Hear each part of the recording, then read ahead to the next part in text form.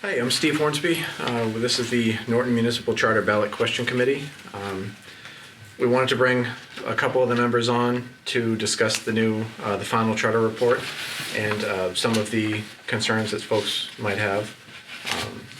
So I guess on my left here we have Robert Kimball, former Board of Selectmen Chair, Affordable Housing Committee, Capital Improvements Committee, Gold Star Committee Chair, Finance Committee Chair. The list goes on.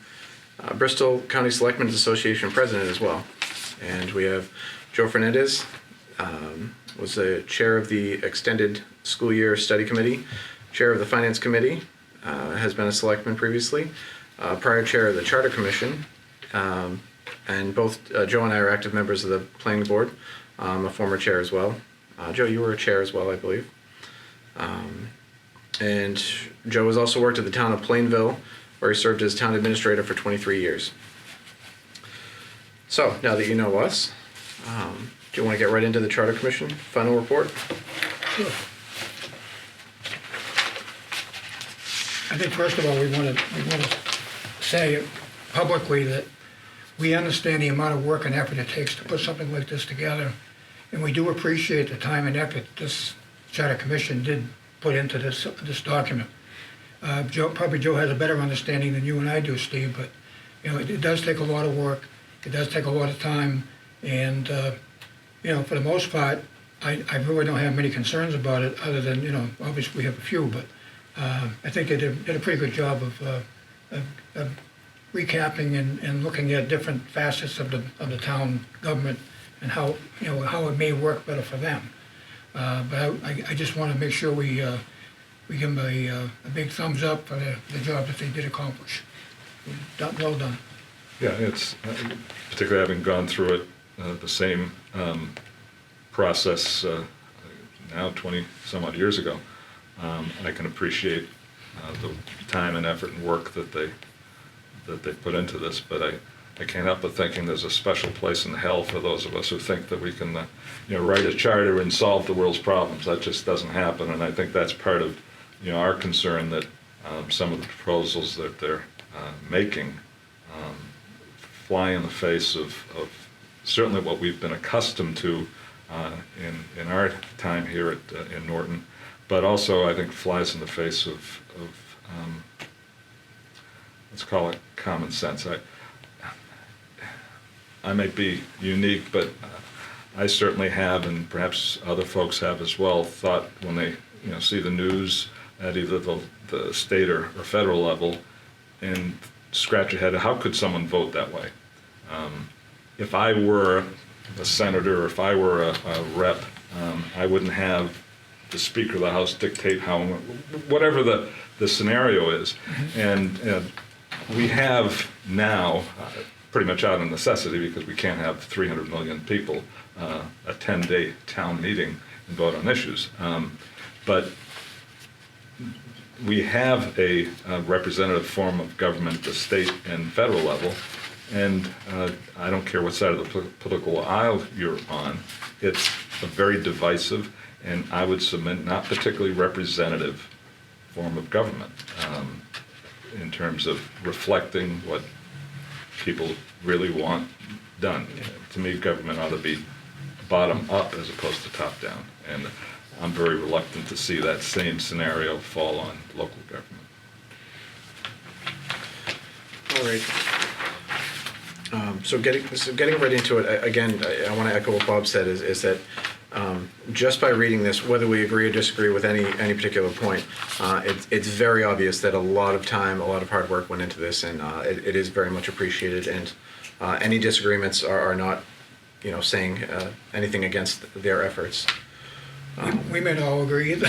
Yeah, that's more than likely. So, I mean, we can start in with apparently the three most consistent areas of concern that the committee heard. I know we've all watched the meetings and read everything that's come out, so I guess the first one is persons were concerned that town departments don't share enough or timely information with residents. So what are your thoughts on that? Having spent a fair amount of time in the local public sector, you really can't, scratch your head without having it reflected in some type of paperwork. Meetings are all open under the open meeting law. Now particularly, even more so with recent changes where agendas have to be posted 48 hours in advance. Anything that anyone wants is simply a matter of a request. Even if you've got an obstinate department or official, you simply file Chapter 66, Section 11, a public records request, and you're required to provide it. So there's no hiding, and it's counterproductive to attempt to hide anything. I think it's just that people may either not be familiar with it, or to be candid, never made the effort, and because someone hasn't somehow conveyed it to them of their own volition, then people feel that it's not shared. Everything and anything is available and is shared at any request. And I think in addition to that, there's a lot of misconceptions. A lot of the bylaws and laws that the different committees and boards follow are Mass General law. Or we create our own bylaws to subsidize some, reinforce some of these issues. Sometimes we exceed Mass General law in certain cases. So, I know it's frustrating, but there is a special process that you have to follow. Yeah, and again, all of this is, again, with the advent of the internet and town websites, all of this stuff is readily available with a couple of keystrokes. Yeah, I mean, my thought on this is that, moving toward a town council is not necessarily going to hit that complaint, and I don't see how that would be a fix for that. That changes. Yeah, that's actually, in my opinion, for all of these points as far as what the major complaints were. They're all still going to be concerns, at least for me, if it's turned over to a town council. For instance, the budget being rushed, last minute meetings and changes. Sometimes it has to do with just knowing what the final numbers are. Unfortunately, in the Commonwealth of Massachusetts, you don't always get the information that you need from the very get-go. When they talk about the whole budget process in the charter, there's some red flags, in my opinion, that fly up right away. I mean, having preliminary budgets by the end of December, we can do that. These can all be addressed through bylaws, so you don't have to change the charter in order to do it. But my one concern has always been that when people start seeing numbers in January, December, January, February, and think those numbers are etched in stone, that's not the case. We're still going through the process. We're trying to figure out what our new growth is, what our available funds are, what our free cash is going to be. They're trying to go through that whole process. And when that's done, then you kind of put together the budget together and figure it out. The other part of it that's always concerned me is departments come in and they ask the Finance Committee today, how much do you want? And they give them a number. They don't understand, people I don't think for the most part understand that we are under a cap, 2.5 proposition, 2.5 cap. Mm-hmm. We can only raise things by a certain amount of dollars unless we can find other ways to subsidize it through, new growth or some of the other categories that we can use. But for the most part, when you're looking at a budget, overall, if you're looking at 2.5 to 3%, that's basically where it's going to be, between 2.5 and 3.5% every year.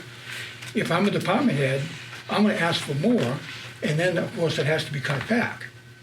And then when we start cutting back, that's when people start throwing out the scenario that, oh, no, they're cutting my budget. Well, no, they're not cutting your budget. They're giving you more than they gave you last year, but it's not what you wanted, But, putting a budget together in January is a little like the 10-day weather forecast. Yeah, you can do it. You can say 10 days from now it's going to be sunny, but I wouldn't plan a picnic around that. What happens is the closer you get to the end of the fiscal year, in the end of January, typically town meetings in May, you've got stronger and stronger numbers. The most volatile number is state aid. That's a huge portion of a community's income. And there have been years where state aid hasn't been announced till December of the following year. Typically, it's not ironed out until sometime in May. So it's a fluid process. I applaud trying to put some parameters around when these things are going to be submitted, but here again, I wouldn't plan that picnic around the January budget. It's going to give you a good idea, but certainly not a definitive idea. And that's why there's, even at town meetings, some last-minute jockeying because the numbers are getting clearer.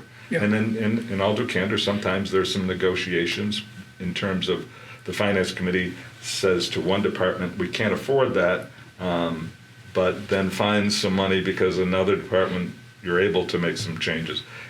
Again, it's a fluid process. Yeah, and I think that, there are ways to put bylaws in place where you can avoid that in the future, where maybe when the Finance Committee does their final report, that's what stops. No more changes after that. Just make it aware of that. But I know in some cases over the years, we've had a couple of issues where we've negotiated union contracts, and at the last minute, they've settled. And we've had to fund that contract within the town meeting. And I'm sure you know better than I do that town meeting is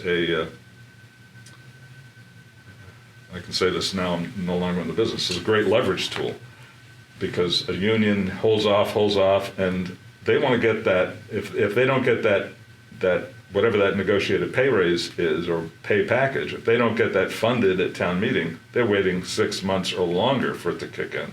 So, town meeting oftentimes is a way of getting people a little more serious at the bargaining table, and you've read them, you've told them what the financial picture is, and that doesn't change.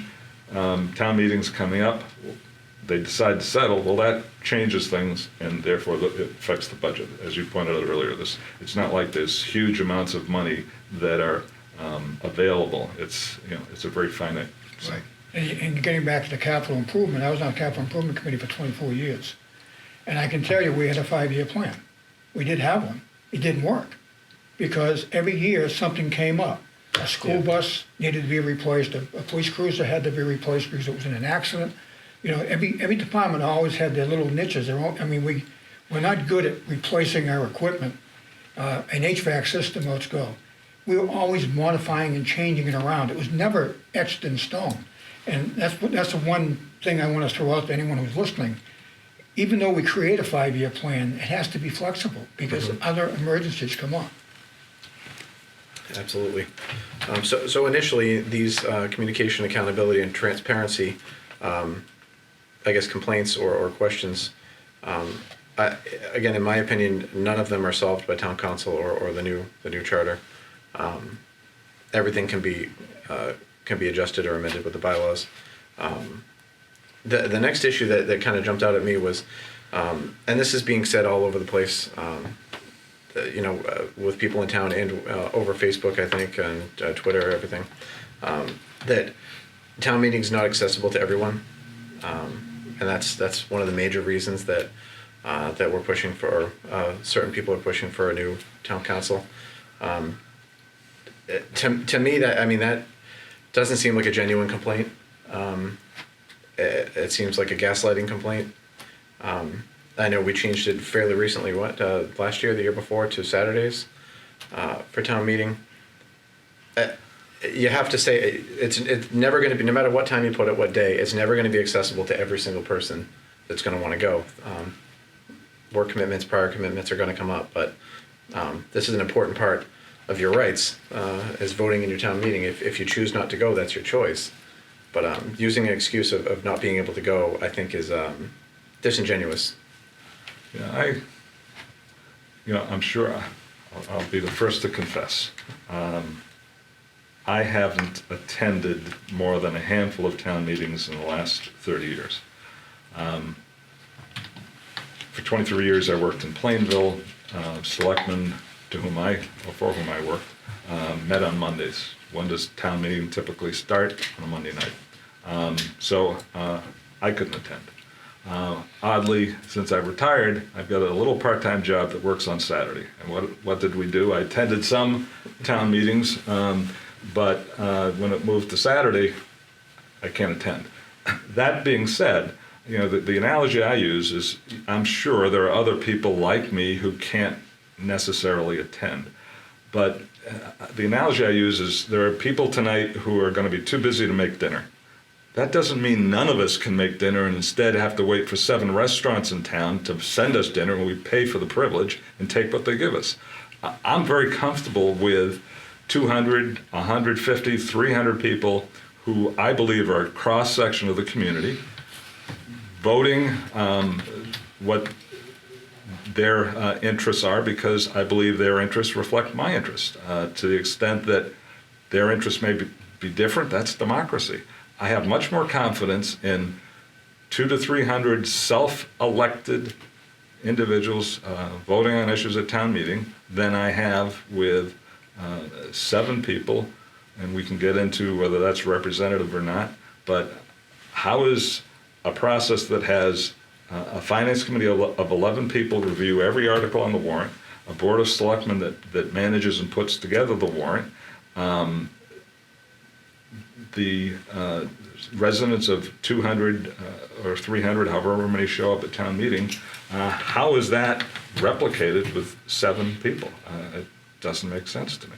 And the majority of that being 4 to 7 people will make that final decision. Right, and there are, in some cases, critical decisions. I mean, we talk about budgets and everything else, but zoning, albeit it would require 5 out of 7, but particularly, and we'll perhaps talk about this later, I know that the commission itself struggled with the concept of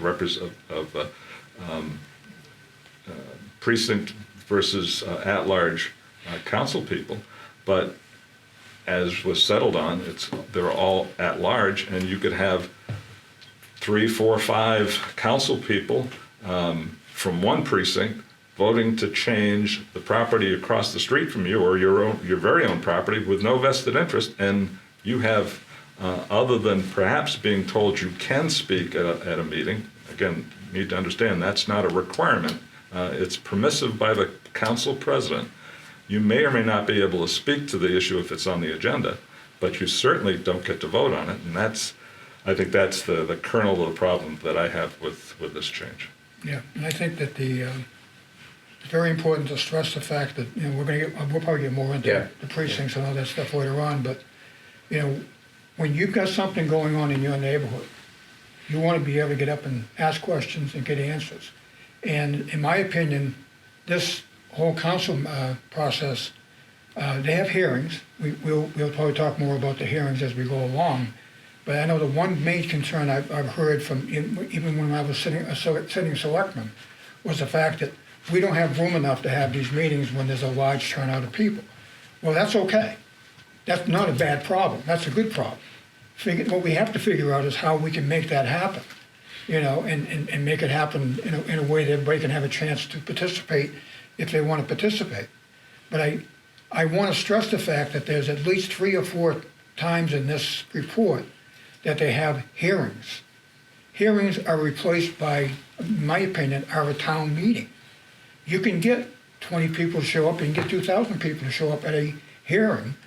So it doesn't rectify, it doesn't correct the problem of where we're going to have these large meetings. Yeah. So if they think that's the groundwork for changing our form of government, it doesn't go away. Because you can still get a special interest group that bring 2,000 of their neighbors who want to come and talk to a town council. Yeah, well, the only difference now is, and Joe pointed out, that those 2,000 people that show up may get the chance to speak. Right. Whereas at town, go ahead. No. But to me, there's even a more critical difference. It's kind of like, you can be heard, even if you're allowed to be heard, and as a practical matter, particularly at public hearings, you'll be allowed to be heard. I want to go that next step. I don't need you to make a decision based on what I've heard. I'm perfectly capable of making a decision that I think best affects myself and my family. And again, I can say this since I've left. Town government isn't rocket science. It really isn't. There are some issues that get a little complicated in terms of putting together an overall budget. But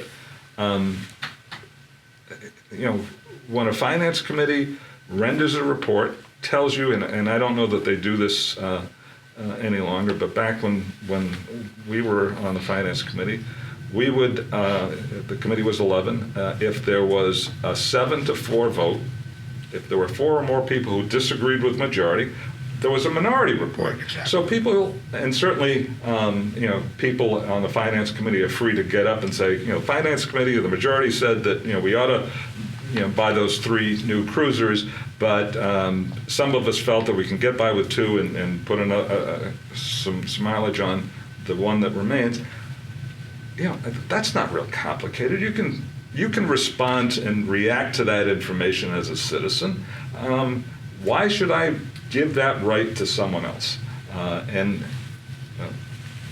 I think, while you're mentioning the finance committee, our independent finance committee, we may or may not agree with how they were appointed by one person, but it has been and always has been a credible group of people that have always looked, analyzed, done the best they can. I didn't always agree with them, but I always had the utmost respect for every finance committee I ever worked with, because they looked at the broad picture, they did the best with what they had, and they came up with a solution.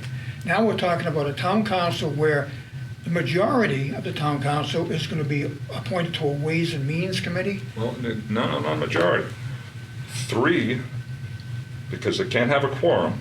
Yeah. So only 3 council members can be part of the Finance, Ways and Means Committee. Right. And there's no requirement that any resident be added to that. But if in fact they are added, only 2 can be on. Right. Because the council still has to represent a majority of the Finance, Ways and Means Committee. Right. So you've gone from 11, and as you point out, it may or may not be the best way of appointing them currently, but that can be changed. Right. But you've gone from 11, and here again, present company excluded, when we served, we had 2 PhDs, an attorney, and a bona fide rocket scientist.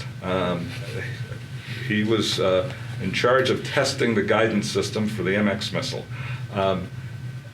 So we had the caliber of people we had then, and I'm sure have now. It was excellent, and rendered reports that people could easily understand and vote. That makes sense, but it doesn't work for me because I can't afford it, or whatever a citizen is voting on. And that's the key to democracy, is how does it affect me? Am I willing to make the sacrifice for my neighbors?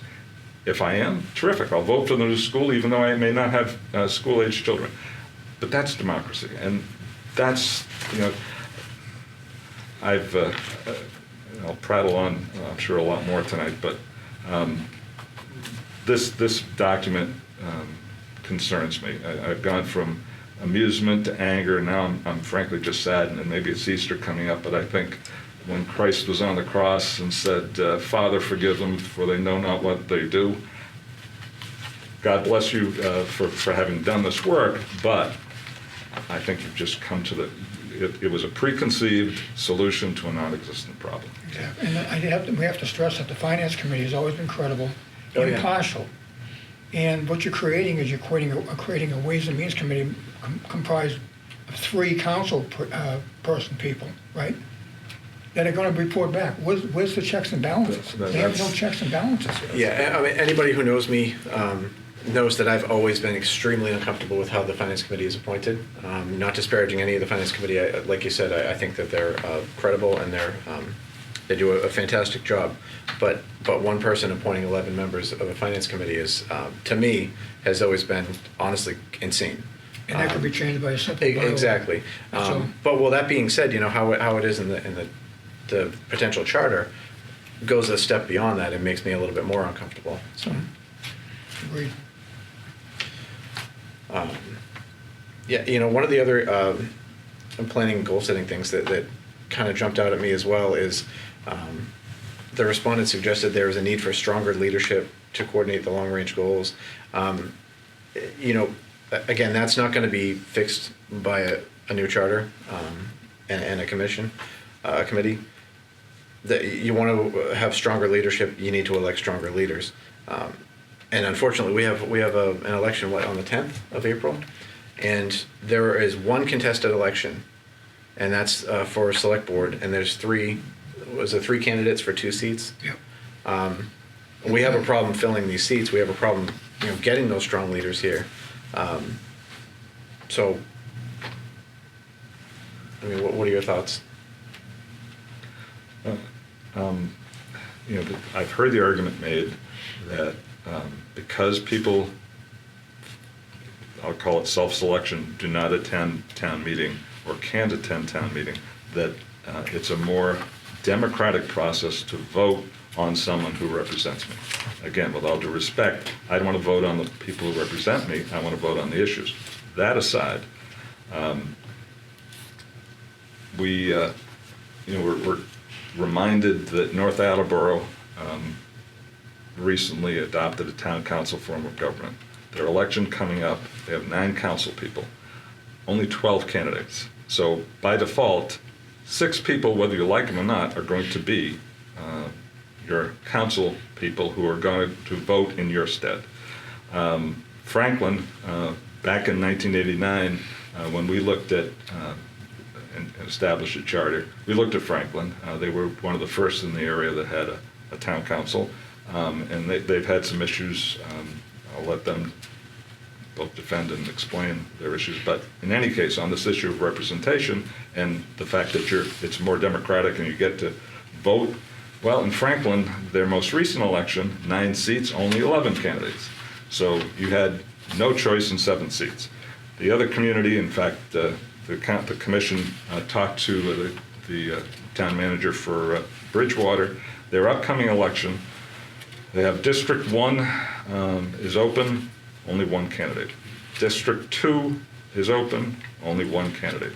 District 5 is open, only 1 candidate, and that's to fill a vacancy. And the one council at large position that's open, you only have 2 candidates. So there you have a choice to find someone to take your place to vote on the issues. But in the 3 other seats, you have no choice. So how is that more representative than being able to go to town meeting and say, yes, I agree with that, or no, I don't? And one thing that comes up is, the response that I've seen, again, online in certain areas is that if you're not happy with the town councilor, you can just vote them out the next election. But you have a lack of candidates, so that's not going to work. I mean, it's a non-answer to me. I mean, that's a serious question, but a non-answer, and just vote them out, because it's not as easy as that. And even if you do have multiple candidates, it's a 3-year term. Now, how do you know what issues are going to come up in those 3 years? And how does that candidate say to you, I can tell you what the issues are going to be, and this is how I'm going to vote? You're 9 times out of 10, there are candidates on a ballot for a whole host of positions that no one really knows anything about. If they're an incumbent, you may think that's a good thing or it's a bad thing, and you make a vote based on that. Again, to put this much power in the hands of 7 people who I do not believe will necessarily be representative, and frankly, as these 3 communities, the closest ones, you don't even get a choice. I don't understand the logic. And the elephant in the room is there are like 53 cities in the Commonwealth. Of those, 12, now including North Attleboro, are run by town councils. Wikipedia refers to it as a small city form of government, and that's what it is. And I know I've been criticized and called a liar by that on Facebook, but that's the actual truth. Look it up, Wikipedia, look it up. 291 of the 351 communities in the Commonwealth are run by open town meeting and representative town meeting. Why is the town of Norton, at this point, with less than 20,000 people, looking at creating a new form of government when we have towns that are much bigger than Norton out there, to the extent we've got Arlington at 44,678. The big one is Brookline at 57,000 people. 59,138 is how many people they have there. Andover, 34,427.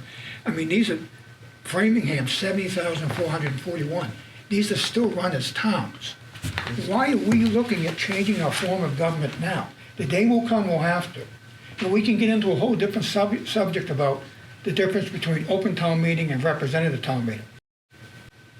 Open town meeting, right directly to a small city form of government. And I think there's some other steps we could take in the meantime that makes a lot more sense.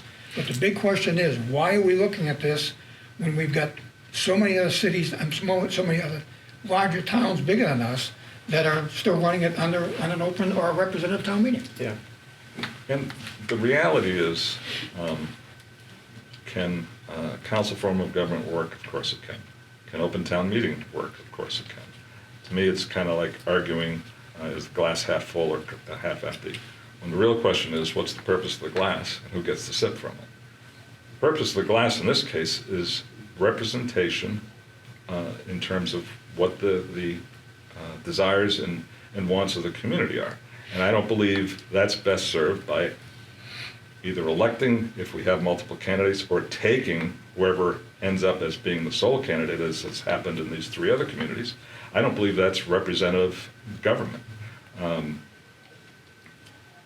It really rests on who are the people in office. Are they good people? And if they're not good people, Murphy's Law is alive and well in local government. Mm-hmm. I would submit there's a better corollary, and that's O'Leary's Law. And O'Leary's Law simply says that Murphy was an optimist. And the point I'm trying to make is that where are the checks and balances in this type of system? Where are the checks and balances in open town meeting? The checks and balances are that town meeting responds to information that's given by an elected board of selectmen, an appointed finance committee. If town meeting's action is unpalatable to the rest of the community, 200 people can sign a petition to call a special town meeting and relook at the issue. There are all types of checks and balances in an open meeting form of government. Here you have, and we'll get into perhaps some of the detail now, you mentioned a city form of government. I prefer a city form of government because at least there you elect the mayor. Here you have an appointed town manager, and again, I was in the business, so to speak. I wasn't a town manager, but you have an insulated town manager appointed by a 7-member town council who can only fire the town manager with 5 votes. That town manager is not elected, appoints, and this is one of my other major problems with this proposal, is appoints the operating departments, which I had no issue with that. That makes perfect sense. Police department, fire department, Board of Public Works, not the Board of Public Works, but the Department of Public Works, no issues. But you also have the town manager appointing positions like Conservation Commission, Zoning Board of Appeals. These are all policy positions that define the character of community. And this individual is insulated from the voters. No one ever gets to vote on him. A permanent building committee, water bodies committee, recreation commission, council on aging, cultural council, board of registrars, board of health. Why that, if that appointing authority belongs anywhere, and granted it has to be ratified by the council, but this is where it starts. If anything, that ought to be appointed by, as it is now, Board of Selectmen, in many cases. It ought to be appointed by the town council. So here again, a problem. This is one of the problems I have with this proposal.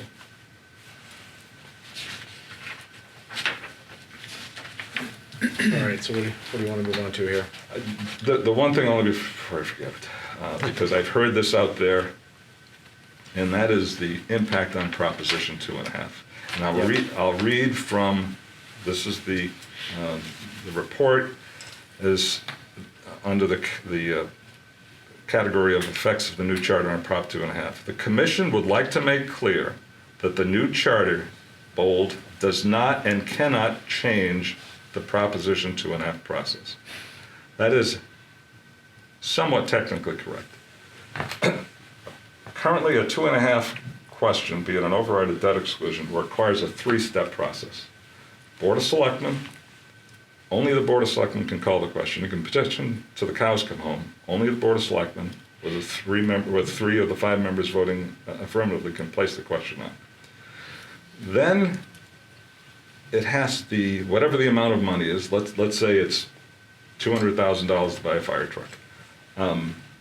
That money has to be appropriated, i.e. town meeting has to say, yes, if you can find the funds under an override, we approve of the $200,000. Then it goes to the ballot. Under this proposal, one of those legs is now, well, two of those legs are now under the jurisdiction of the council. A, they can call the question. B, they can appropriate the money. So the only option we have left is to vote it down. So although it's still a three-legged process, now two of those legs belong to the council. Yeah, and that can be concerning because, even with the charter, I mean, in the past, we've made changes to the charter and we've followed a different process. Create a committee, it would go to town meeting for vote, and then it would go to the ballot. This elected commission has decided to go, which is legally within their right to do so, directly from point A to point C. So there'll be no discussion at an open town meeting. They will have their meetings. They'll have, forums where people can ask questions, but there's not an actual vote in the second step of that. So again, that's something that's being taken away from us. I hear this stuff all the time about, even in their own report, and I know I got criticized for it before, but, to say that the majority by 4-1 approved the creation of the charter commission, charter committee, commission is true. It's absolutely true. Yeah. But the vote was 1,914 people showed up. And I know I've been criticized for this on social media. Yeah. By the way, I'm not on social media. I have people that care for me that keep trying to keep me informed. It's probably not a good idea. I have some real issues with social media to begin with. I think there are too many keyboard warriors out there expressing themselves in the background where they should be coming forward and talking to people one-on-one. And we'll give you that information, I hope, at the end of the meeting where you can contact us if you have any questions. But the point of the matter is, we've got almost 14,000 registered voters in Norton today. So now I'm hoping that a vast amount of people will come out and vote for this, one way or the other. At this point, I'm encouraging you all to come out and vote. Yeah. And if 5,000 people show up and we have a town council form of government, okay. But, we can't say that, by a 4-1 margin, with 1,900 people showing up, that's the pulse of the community, because it really isn't. It isn't. Yeah, it doesn't have the fair. context. Right.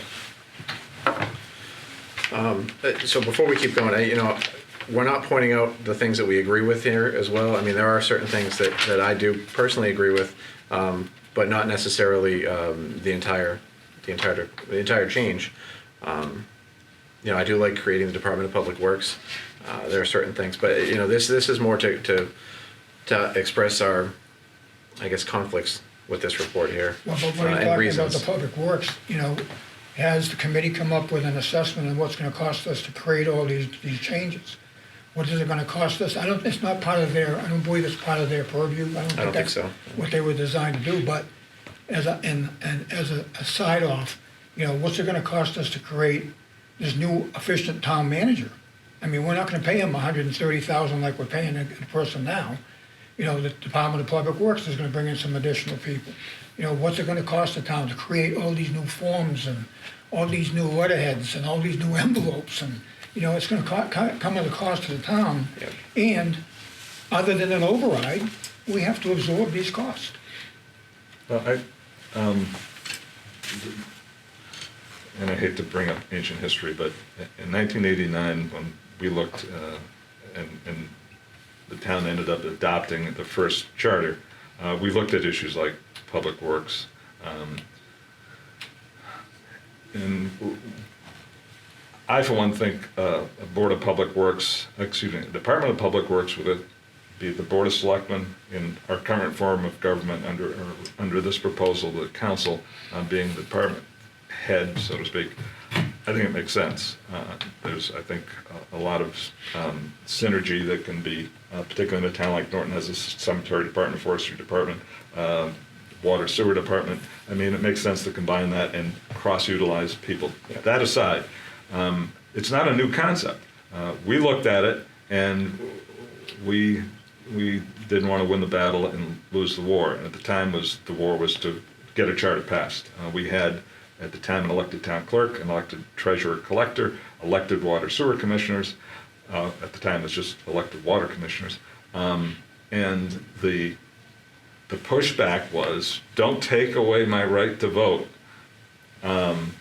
which sounds a little familiar and perhaps a little self-serving.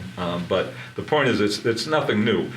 The town has since now made this an appointed town clerk, an appointed treasurer collector, and it can follow the same process to make water and sewer commissioners the Board of Public Works under the Board of Selectmen.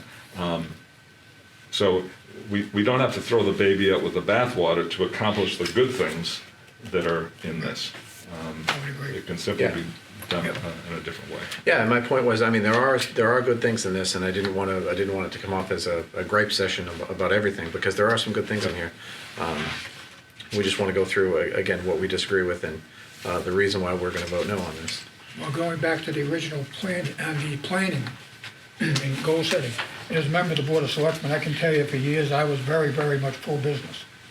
And I understand the frustration it takes sometimes. A perfect example is the recent case that you guys are aware of, Cumberland Farms. In a lot of cases, it has to do with Mass General Law, it has to do with bylaws, it has to do with a process that we have to follow. And as much as you want to move things along, it takes a while to make that to happen, because we have to follow the rules and we have to have certain types of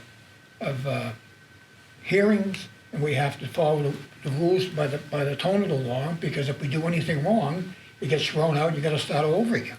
So, under different types of bylaws or policies, it could be modified.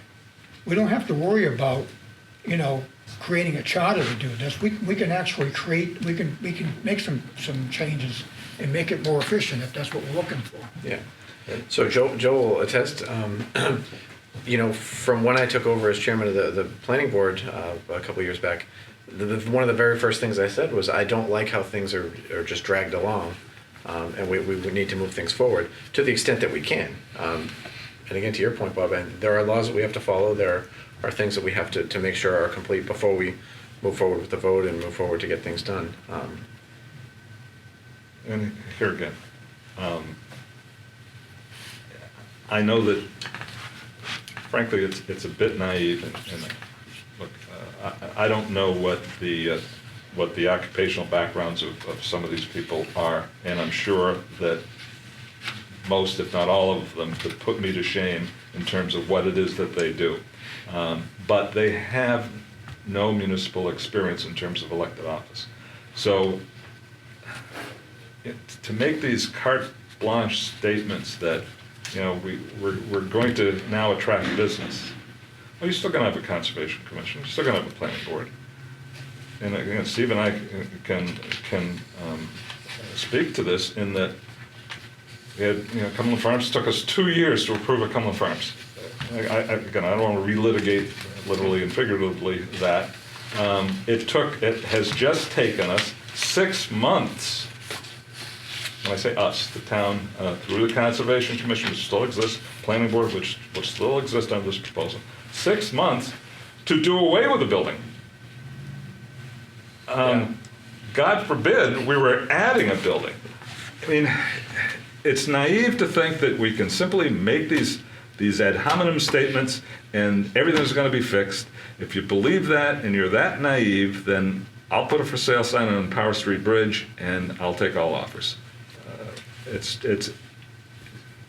think we need to figure out a way to find out what the problems are in the process and figure out a way to streamline and modify it without having to get and changing our form of government. I mean, it's just, there's other ways to achieve some of the goals that they're looking for in here without becoming a town council.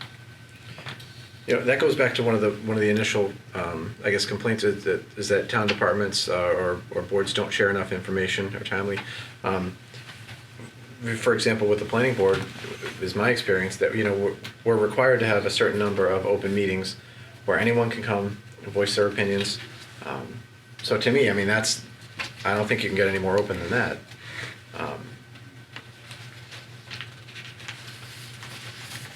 All right. So anything else in this first section, gentlemen?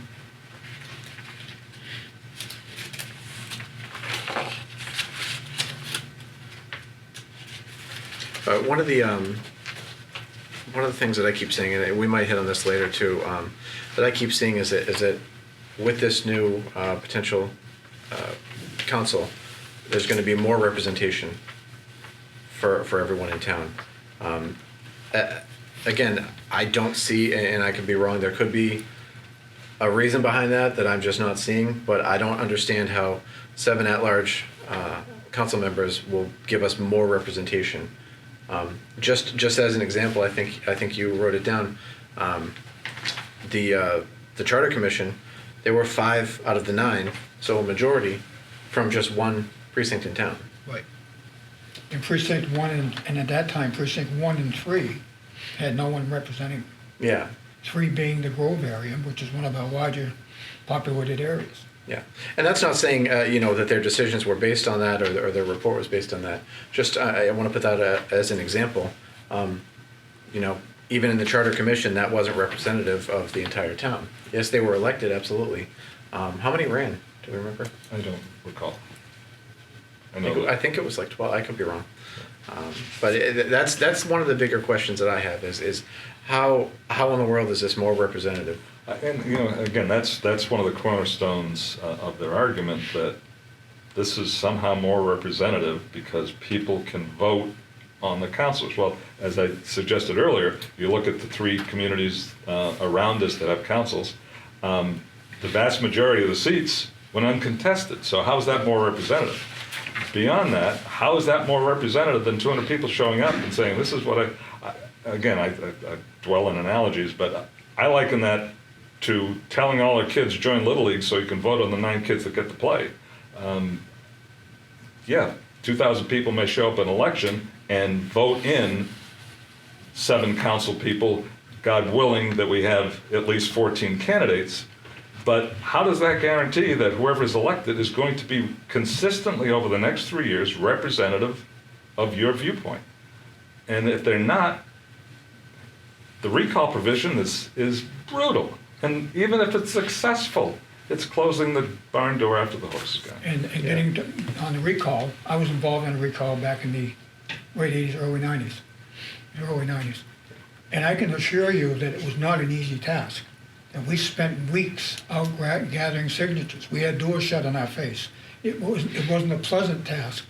But if they throw it out there as nonchalant, making it like it's not a big deal, but it's in the charter now. Right. Our charter now. But to get 15% of the or 10% of the population to sign a document is insane. Yeah. 1,400 people for me to go out and get a signature from is not an easy task. Yeah. And originally the councilmen were going to be a 2-year period, and it was moved to 3. And I understand why they did that. You'd have to have one group voted one year, stagger, yeah. another vote the next year. It would be blocks. Most cities and towns do it that way. They do it either 2 or 3 years. I'm not going to argue the points of one way or the other, but the point is that once you elect one of these councilmen, you have 3 years to deal with it. After, you can't touch them for the first 6 months.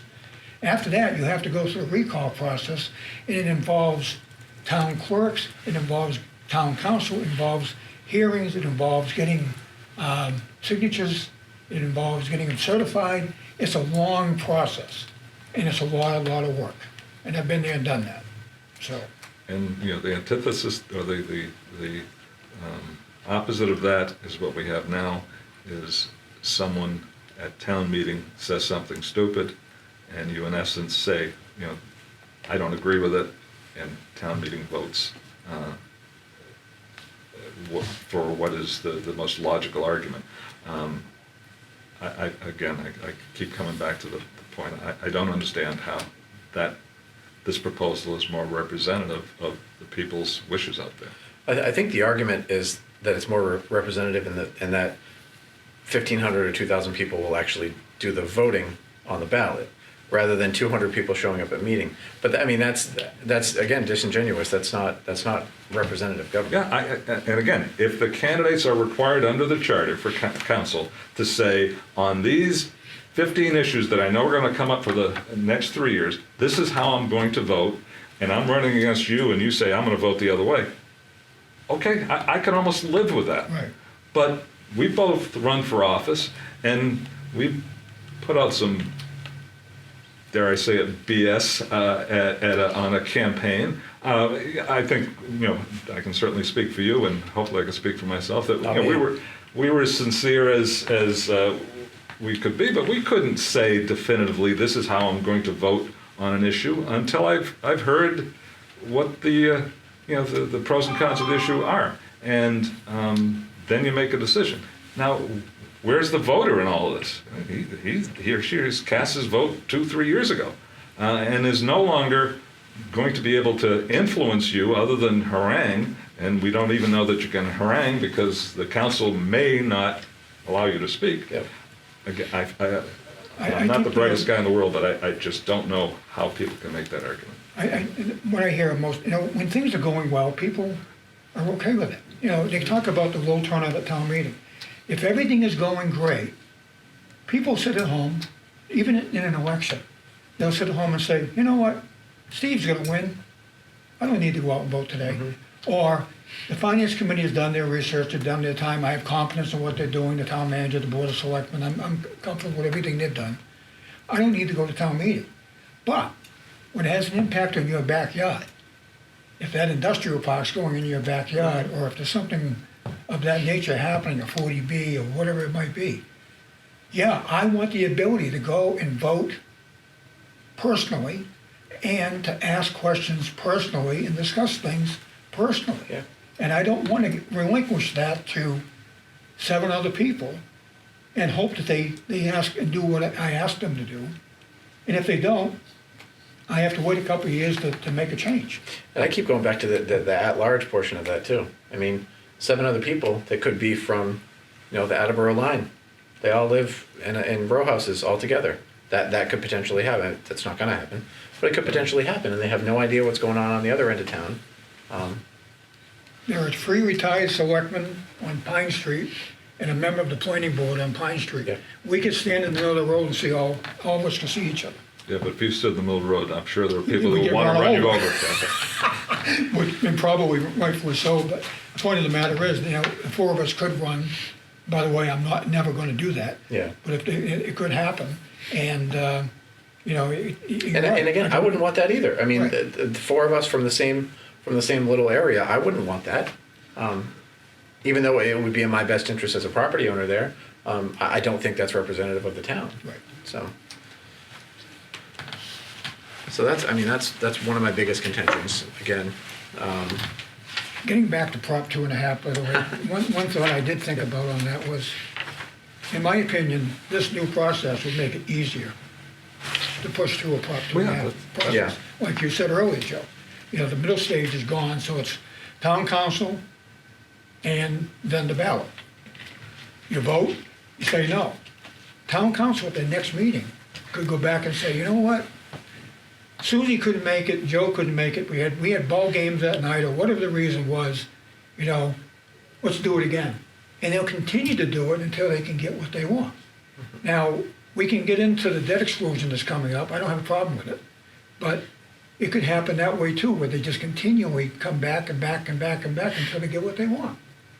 And the roots of this whole process, this whole charter change, in my opinion, based on the people that are participating in it, most of them I know, this is all about overrides. In the big Yeah. picture, the big scheme of things that's going on. yeah, if you is think about this new overrides. charter and the override is not connected, then you're kidding yourself and you're hiding under a rock. Right. This is, this is my opinion, but this is 1,000% connected. You folks no doubt have your ears closer to the ground than I do. I can understand the possible connection. I don't necessarily know it, but that's not my problem with this. Yeah. Yeah. My biggest problem, a lot smarter people than, frankly, any of us. The founding fathers established government that had built-in checks and balances. This has, theoretically, the checks and balances are recall. As a It has the practical appearance. matter, we've had one recall in the history of Norton. The recall's been available since 1989. And as you pointed out, Bob, it was hell to pay to get that done. And it was a well-deserved, in my estimation, recall. But, don't think a recall is the answer to the question of what are the checks and balances.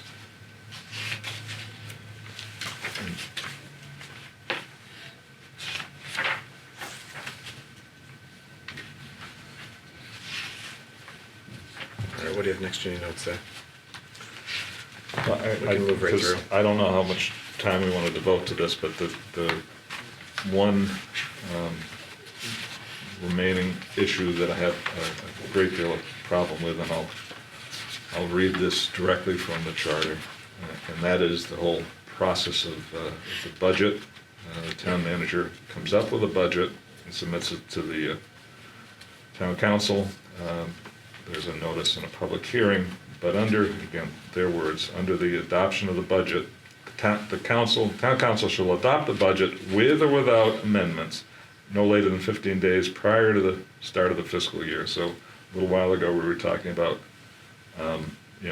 last minute changes and people are upset. Well, town council gets to adopt the budget by June 15th.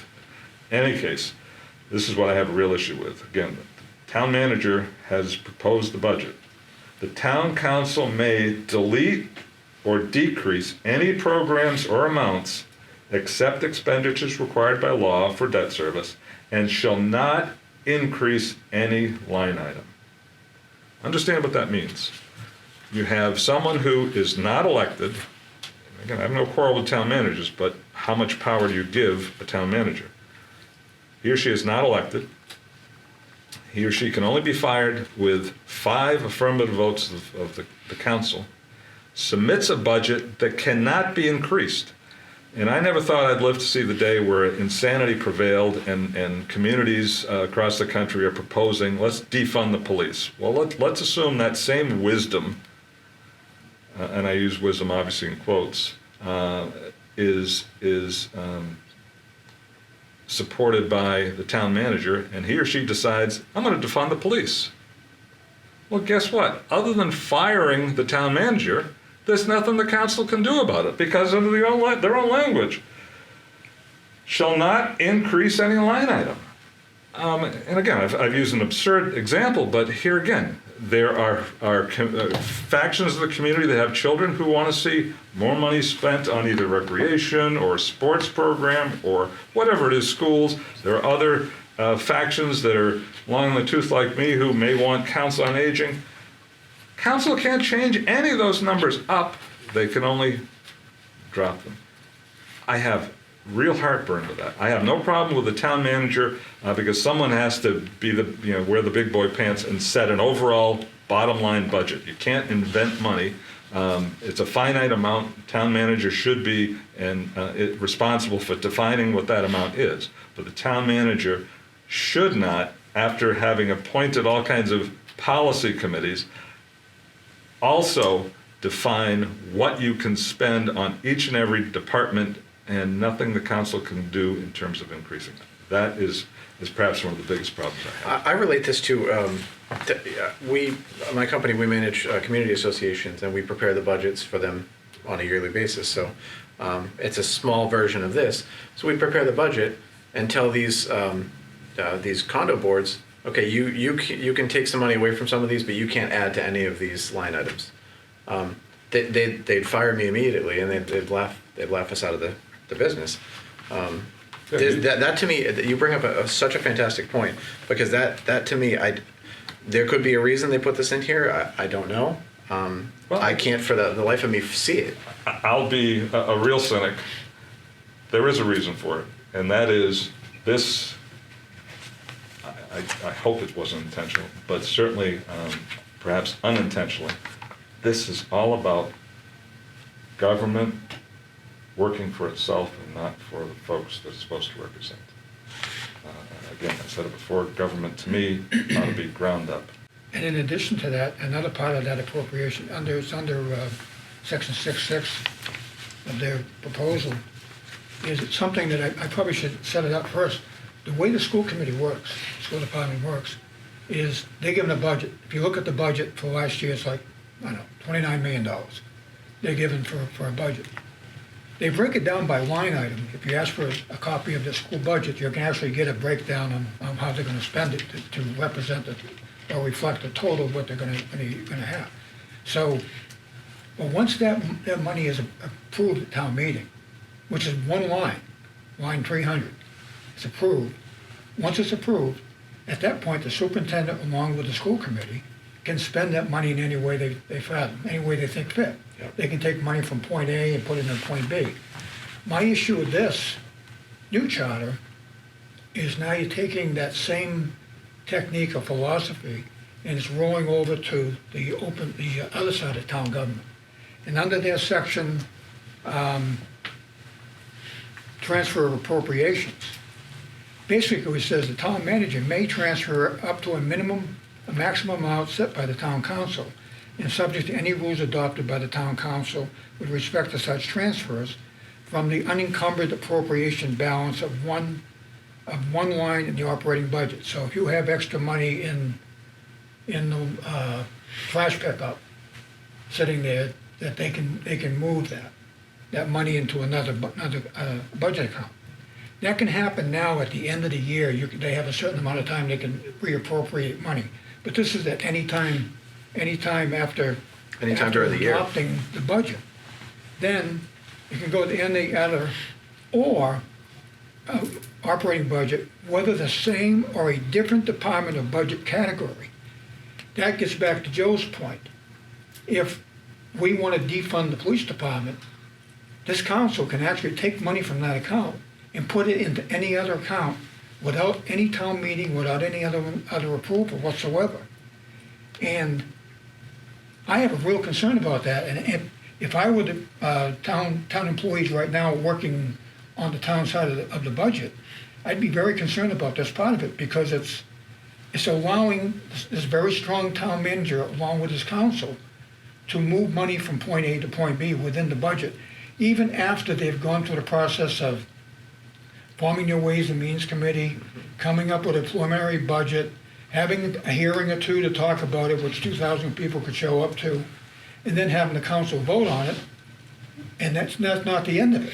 Then during the course of that year, they still have the ability to go in and move this money around within the budget they supposedly proposed based on each department's needs and requests. So it's very scary to me to see that happening, and it could put town departments against town departments. Yeah. Within the budget. And I think it's not well thought out, and I think it needs to be readdressed because that's going to cause more calamity than and I'm not sure what the initial intent was, but whatever it was, it's not going to solve the problem. Well, truth in advertising, Bob and I disagree on this issue. You said it was going to happen. Yeah, I think this particular section is born out of necessity. This document forces that dilemma because the town council is now standing in the place of town meeting, and town meeting can transfer money between departments. And there are certainly occasions where something like that is warranted. Something I don't know, piece of major equipment blows up in community. Well, we're regional now, but blows up in the water department, and money's got to come from somewhere. I mean, there has to be a mechanism to be able to transfer money, and town meeting could do that. I mean, we've got finance committee now has a reserve account. Depending on what may or may not be in that account, there are mechanisms to make those transfers.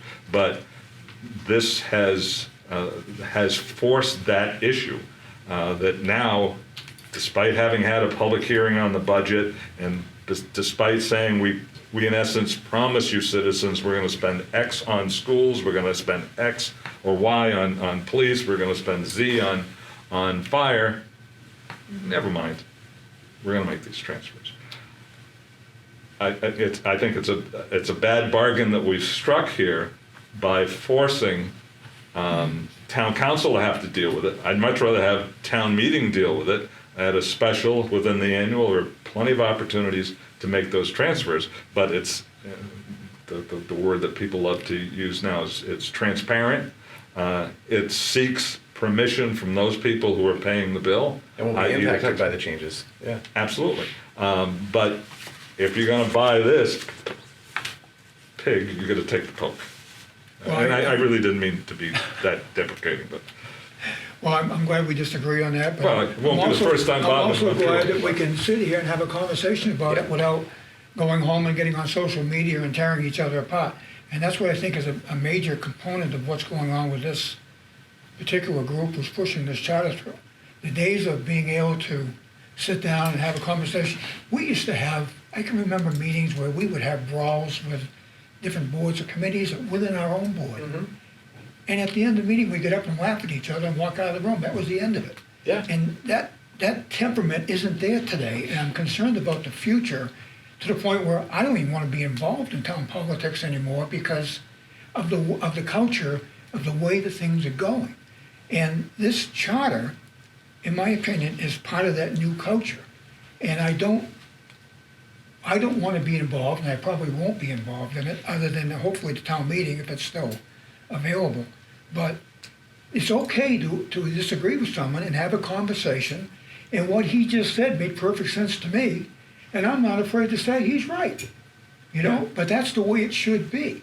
We should be able to sit down and have a conversation and listen to other people's opinions and go to town meeting and talk about it. And I can't tell you how many times, I'm sure you guys have had the same thing. I've gone to a town meeting already with a vote in hand. I know exactly what I'm going to do when I get there. Yep. And then someone stands up and from nowhere says, well, what about this? And I go, they're absolutely right.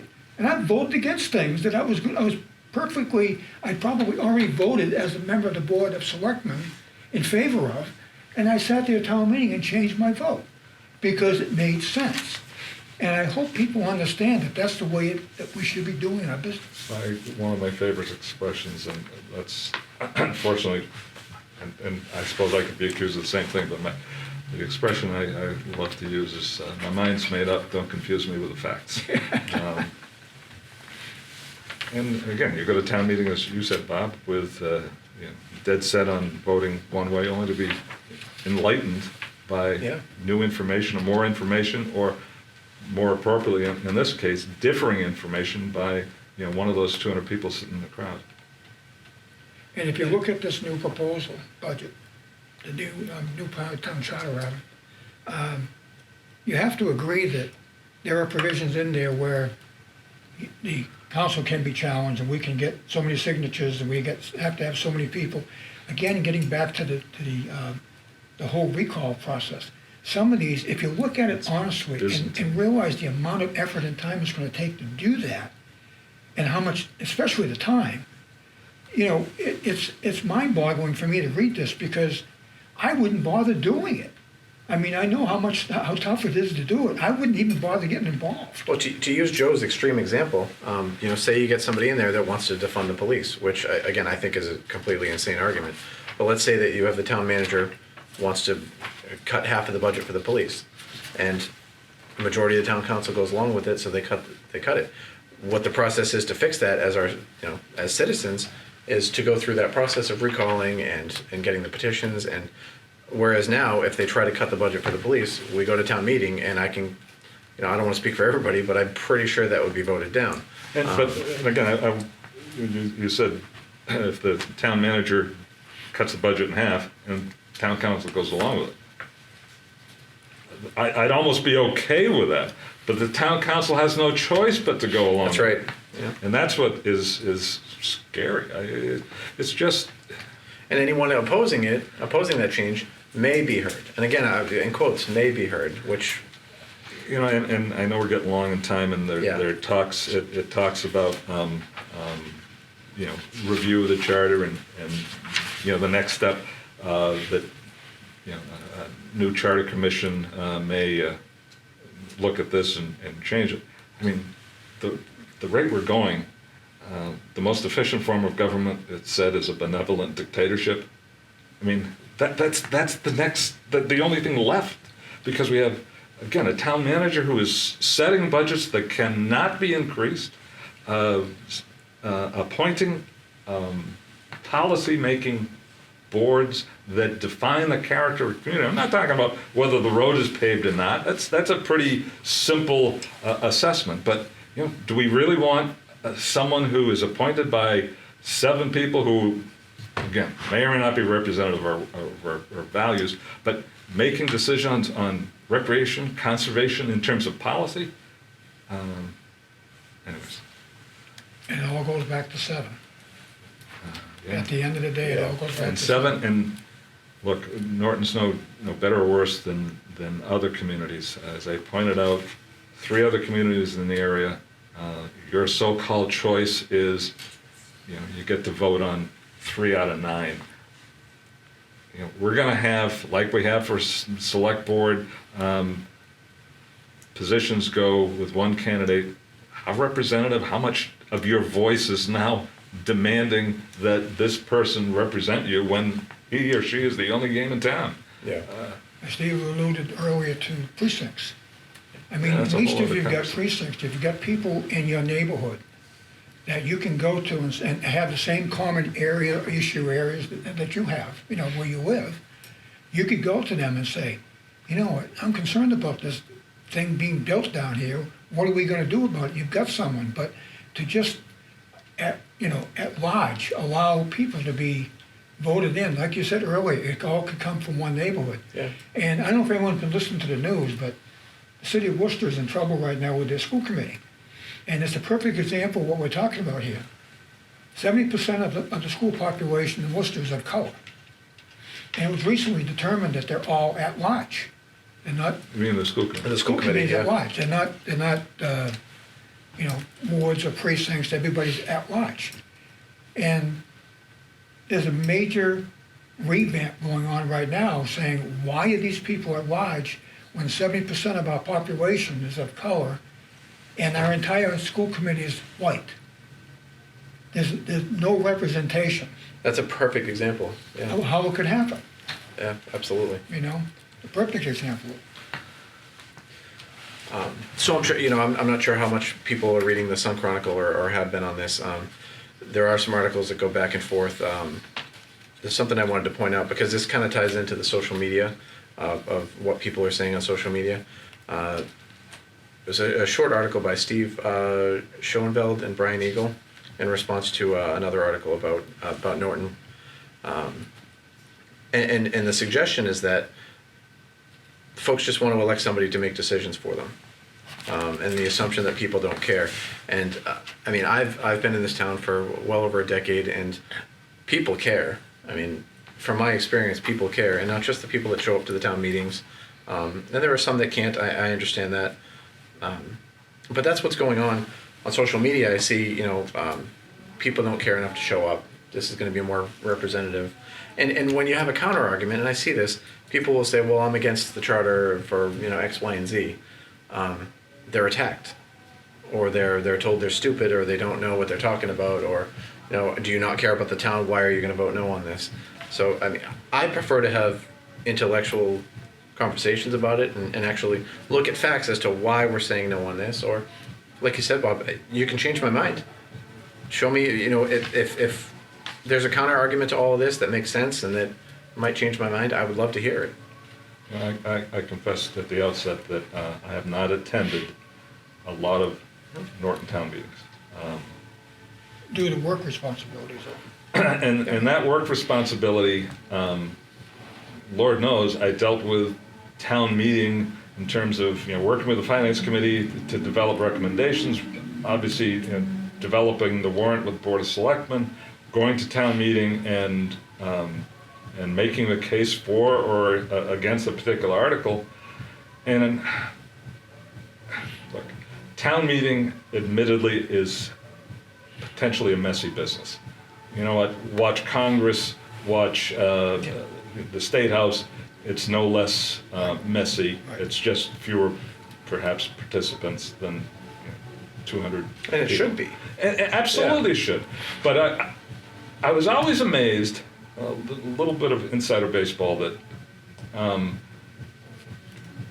by the time an issue gets to town meeting, these aren't the black and white ones. You know, it doesn't take a genius lower down before it gets to town meeting to say, yeah, we'll buy that Mercedes police cruiser for $150. You know, the issues are complicated at times, and and you don't go out as the town administrator or the finance committee and, you know, give the downside of the argument. You try to present a convincing case. And sometimes it's almost like a living organism. Town meeting starts to go one way and then it goes another on that particular issue. Mm-hmm. And I was always amazed that at the end of the day, they got to the right place. And it reminds me of something that Winston Churchill said of Americans, that we can always be counted on to do the right thing once we've exhausted all other possibilities. And that, to me, has been my experience with town meeting. Yeah, they'll go in different tangents, but I was always amazed, and again, Plainville was no different than Norton, just half the number of people, but we had our same cast of characters in terms of, you know, who same type of thing. And I was always amazed that they got to the right place. Yeah. So for those people who belittle town meeting, I would take the outcome of town meeting. I'd much, much, much rather live with a decision that I think was bad, that was voted on by town meeting, than a decision that 7 people who may or may not represent me forced down my throat. And that, to me, is the And this is not an issue I've heard the young and old. This has nothing to do with it. We have been involved in government for so long. We have gone through changes. We've helped make the changes that govern our town today. And it's not fair to throw in the age category, because it has nothing to do with it. You know, being perhaps the longest toothed person at the table, you know, I can read an actuarial table. You know, my odds of seeing town government function for the next 30 years, if that's what it's going to take to replace the next charter, I've got no vested interest in forcing town meeting on anyone. It's just the opposite. I've got 4 children, 3 of whom are currently living in town, 6 of my 7 grandchildren. My other daughter may very well move to town. I'm more concerned for them. This isn't going to affect me. Right. You know, to be honest, I won't feel guilty if I do miss a town meeting at the count. I'm more concerned with the young. They're the ones that I don't want to take away their rights when some decision is being considered. I want them to be able to go and make their case. And you know what? If they make it, good. If they can't make it, develop a better argument. But anyways. This country was formed, built on the premise of having the right to vote for what you feel that you want. Mm-hmm. And every time you take one vote away from you, every time they take that one vote away, eventually it's going to catch up to you where suddenly you're going to look around and say, there's nothing left.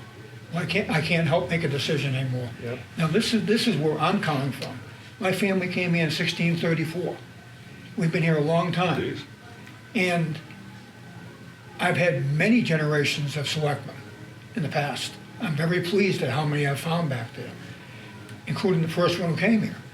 So, you know, it's the reason why they left their old country and they came across an ocean in a boat that you and I wouldn't even ever think about getting in, you know, to settle in this new country, to have the right to voice, religion, speak. You know, every time you give up something like this, every time I'm looking at this, I'm giving 7 people my right to vote. I don't want to give up my right. And that's where I am today. Call me old-fashioned. But that's how I feel about it. And, you know, it's kind of like having, even if you don't go, it's kind of like having, you know, a savings account. You may not want to spend it, but it's damn nice knowing it's there. And I may not go to town meeting, but it's damn nice to know that if they're proposing to rezone across the street, or, you know, they're going to cut the school budget or whatever, that I can go and say, not so quick for X, Y, and Z reasons, and I need to convince 51% of the people in the audience that I'm right. If I can't, I can live with that. Right. Yeah, you mentioned the word dictatorship earlier. I mean, I feel like it's one step closer to something like that. A very small step closer, but Yeah. taking your rights away is something that I'm not okay with. And for some reason, society lately has been more and more okay with that and more vocal. I think we're now opining on politics in general, but I completely agree with what you said, Bob and Joe. But I think, we've got a bunch of questions ourselves. We've been involved a long time. We understand how the process works. But you know what? As you said, Steve, if we want to get together with a few members of the Charter Commission and talk about this and ask questions, I have no objections to it. The only thing we have to do, we have to check with the Board of Health to make sure that we can sit in an area together, because they pretty much shut down the town. But if there's any interest in having a two-way conversation, I'm not opposed to that. And Yeah, I would love to have some of the Charter Commission members come in and discuss this. I mean, It couldn't be the whole Charter Commission, that's the only Yeah, problem. They would have to be but- members. which is why we didn't have our whole commission here, our committee here. But to your point earlier, where you said that you've gone to town meeting prepared to decide one way, and you've heard convince their argument to vote another way. I never claim to corner brilliance. In fact, it's pretty short supply in my case. But I'd love to have a conversation with some of these folks, and to be candid, they may convince me, and my hope is that we could convince them that, as well-intentioned as this may be, there are, as far as I'm concerned, serious flaws. So I'd love to have a conversation. And because I don't want to live our welcome here, if before the end of the night, I'm not on social media for 1,000 different reasons, but I can give my email address, J.E. Fernandez, that's Fernandez with an S at the end, at Comcast.net. And you want to contact me, and I'd be glad to have a conversation with everyone and anyone. If you think I'm an idiot, God bless you, you're probably right. But I feel very strongly about this, as I know both Steve and Bob do. So, again, I don't want to outlive our welcome here, but... And I have my home number, if you want to call me, mine's 508-285-2631. I still have a landline, it still works. So if someone wants to call me, I'll be glad to give you any answers. And if I don't have the answer, I can look around and figure out how to help you out with that. Yeah, I mean, we're happy to discuss it, and that's the thing that's lacking nowadays is having an actual discussion and a back and forth, give and take of opinions. Not everybody's 100% right or 100% wrong. I'll share with you just, and to me, it's the highest praise I frankly ever received in government. You talked about frustration. When I first started on the Finance Committee, I used to go home so frustrated that I'd be out at 11 o'clock, 12 o'clock at night splitting wood. Fortunately, there was no one around. And one of the people who was on the Finance Committee with us was Paul Helmerich, one of the Great brightest guy. and just... He taught me so much, but he and I never agreed on anything. Nor did I. And he was getting off the committee, and I don't even know what the issue was. We voted, and of course, Paul was much more convincing than I was, and I lost the argument, whatever the count was. Paul then wasn't chairman, he was getting off, and he said, "Madam Chairman, yes, I'd like to change my vote." And I mean, Paul was very steadfast, and the chairman said, "Well, okay, Paul, we're a bit perplexed. Why?" "Well, I'd like to go on record as having once agreed with Joe Fernandez." And I say that in that we can be respectful yet Exactly. disagree. And as I said, I consider that, I think we had mutual respect, even though we were coming at it from totally different planets. As did I, and I have the utmost respect for Paul today. He's one of the greatest guys I know, by far. All right, fantastic. Is there anything else you'd like to go over? No, I Sir. could prattle on for days on We this. can do an Thank you for episode cable 2. access. Thanks for coming out Yes, and thank helping. you very Thank much. you so much for your Thanks for coverage. listening.